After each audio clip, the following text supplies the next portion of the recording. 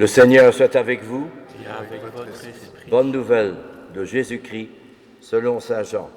Gloire à toi, Seigneur. En ce temps-là, en sortant du temple, Jésus vit sous son passage un homme, aveugle de naissance. Ses disciples l'interrogèrent, « Rabbi, qui a péché, lui ou ses parents, pour qu'il soit né aveugle ?» Jésus répond, « Ni lui, ni ses parents n'ont péché. Mais c'était pour que les œuvres de Dieu se manifestent en lui. Il nous faut travailler aux œuvres de celui qui m'a envoyé, tant qu'il fait jour. La nuit vient où personne ne pourra plus travailler. Aussi longtemps que je suis dans le monde, je suis la lumière du monde. » Cela dit, Jésus cracha à terre et avec la salive, il fit de la boue, puis il appliqua la boue sur les yeux de l'aveugle et lui dit, « Va te laver à la piscine de Siloé. » Ce nom se traduit « envoyé ». L'aveugle y alla donc et il se lava. Quand il revint, il voyait. Ses voisins, ceux qui l'avaient observé auparavant, dirent alors, n'est-ce pas celui qui se tenait là pour mendier? Les uns disaient, c'est lui. Les autres disaient, mais non, pas du tout, c'est quelqu'un qui lui ressemble. Mais lui disait, c'est bien moi. Alors on lui demandait, alors comment tes yeux sont-ils ouverts? Il répondit, l'homme qu'on appelle Jésus a fait de la boue. Il me l'a appliqué sur les yeux et m'a dit, va Siloé et lave-toi. J'y suis donc allé et je me suis lavé. Alors j'ai vu. Ils lui dirent, et lui, où est-il? Je ne sais pas. On l'amène aux pharisiens, lui, l'ancien aveugle.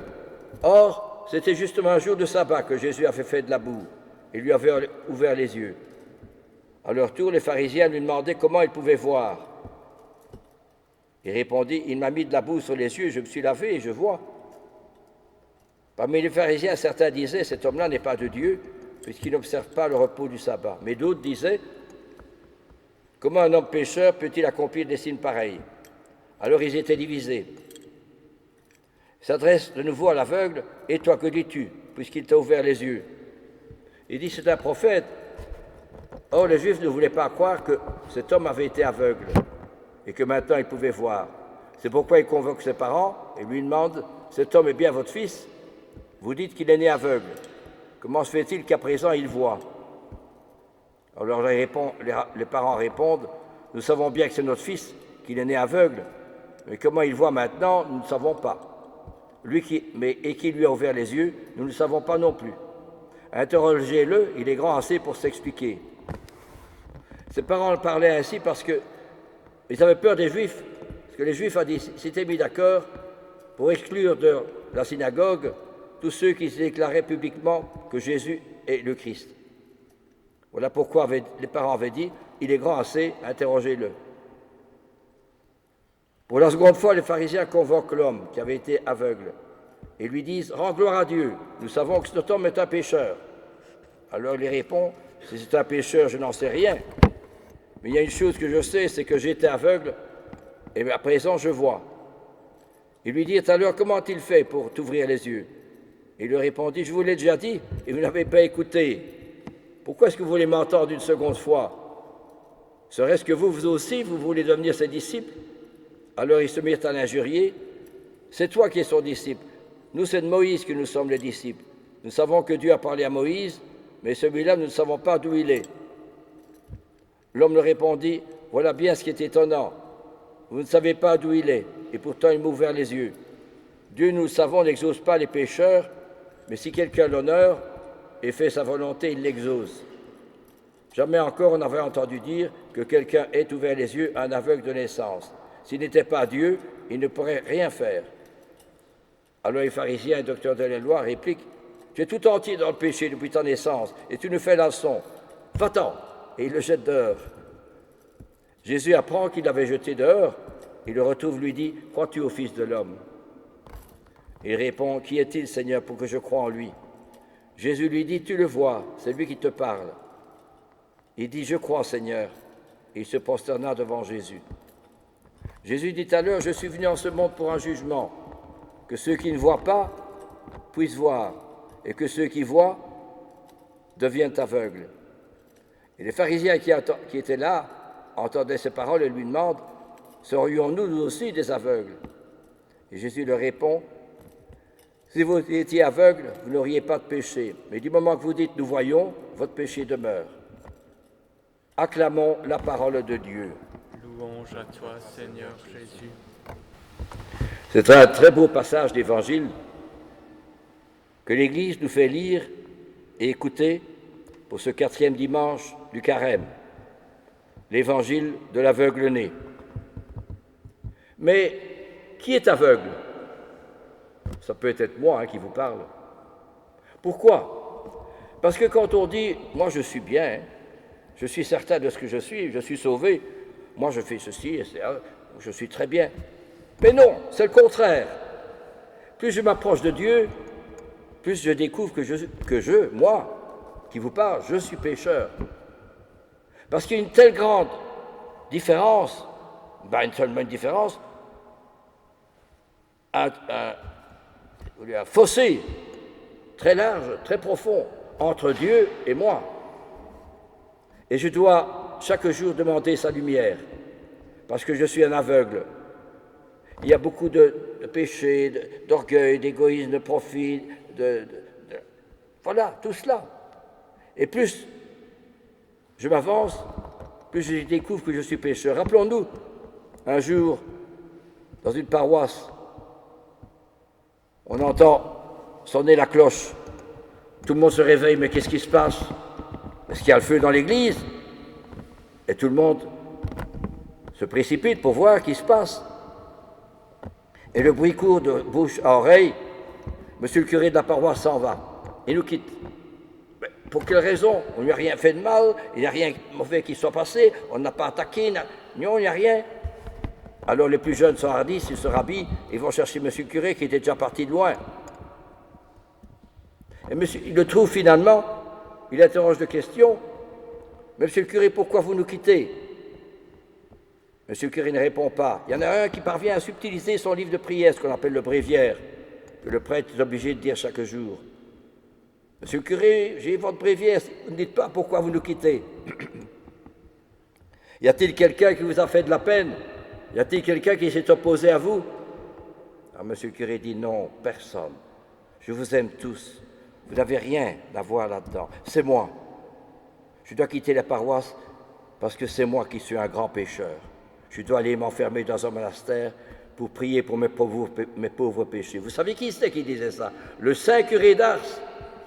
Alors, c'est pas vous dire que nous devons reconnaître que je suis pécheur. Lui, le curé d'Ars reconnaît ce pécheur et il quitte sa paroisse pour s'enfermer dans un monastère pour prier ses propres péchés. Il aurait pu dire péché d'un tel.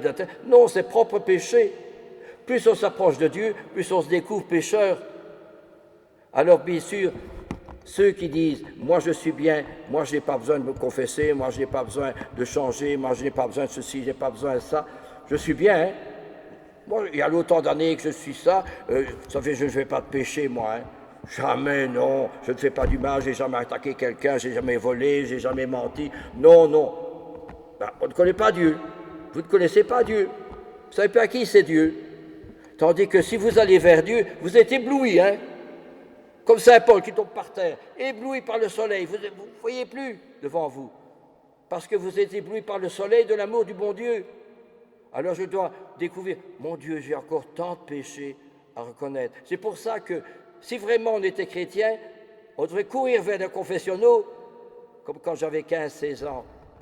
Les confessionnaux, il y avait tout le temps du monde, même en semaine, c'était pas seulement à Pâques, mais le samedi, vers 5-6 heures, à Sainte-Véronique, j'avais 15 ans, 16 ans.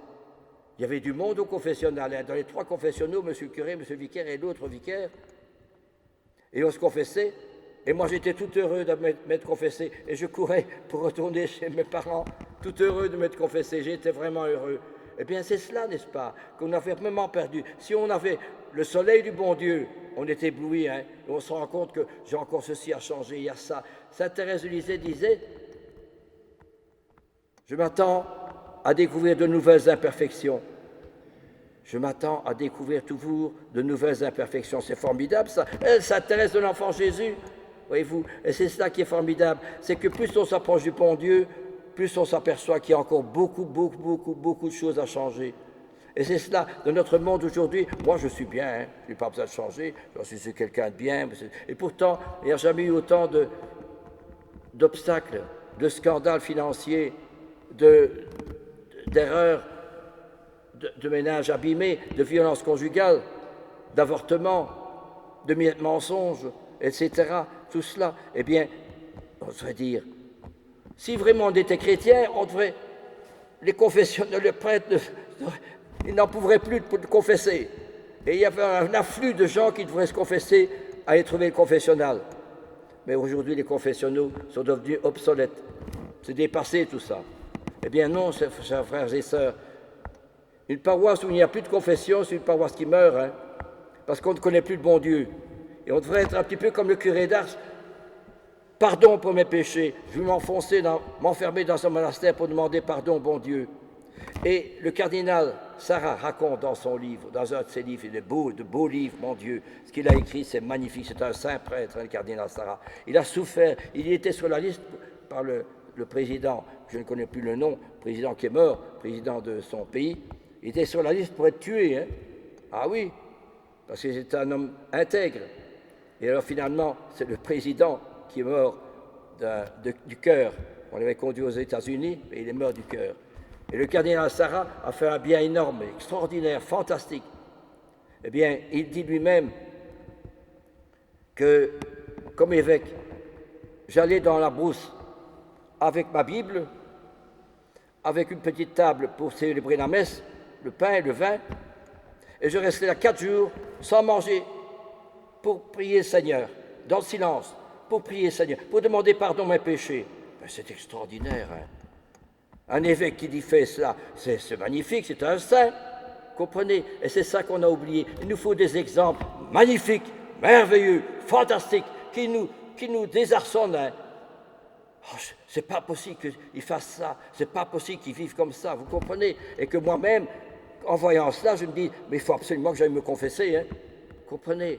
Et c'est cela qui est tellement important. Ah, si l'on savait ce que c'est que la Sainte Eucharistie, si l'on savait ce que c'est que la Sainte Confession, on mourrait de frayeur et en même temps ressentirait une joie toute céleste, disait le Saint curé d'Ars. Voyez-vous, et c'est ça qu'il nous faut, frères et sœurs, retrouver vraiment cette foi dans Jésus. Si vous étiez aveugle, vous n'auriez pas de péché. Je suis aveugle parce que je suis rempli de péché. J'ai besoin de me purifier, j'ai besoin de me sanctifier, j'ai besoin de me transformer auprès du Christ. C'est pour ça que la prière, on a besoin de prier. Hein. Et la prière, c'est attendre qu'il y ait le soleil. Et quand le soleil est là, les fleurs éclosent au moment du printemps. Et bien c'est la même chose, n'est-ce pas, pour nous-mêmes. Quand nous prions, nous allons vers le soleil et les plus belles fleurs éclosent dans le jardin de mon âme. Hein. Des fleurs du dévouement, de la générosité, de l'honnêteté, de la fidélité, du courage, du don de soi, de la gratuité, qu'on n'a plus aujourd'hui. On n'a plus ces valeurs-là, on les a perdues. Pourquoi? Parce qu'on ne connaît plus le bon Dieu. Ah, si nous connaissions le bon Dieu, frères et sœurs, davantage, les fenêtres de notre cœur seraient illuminées par la grâce du bon Dieu. Amen.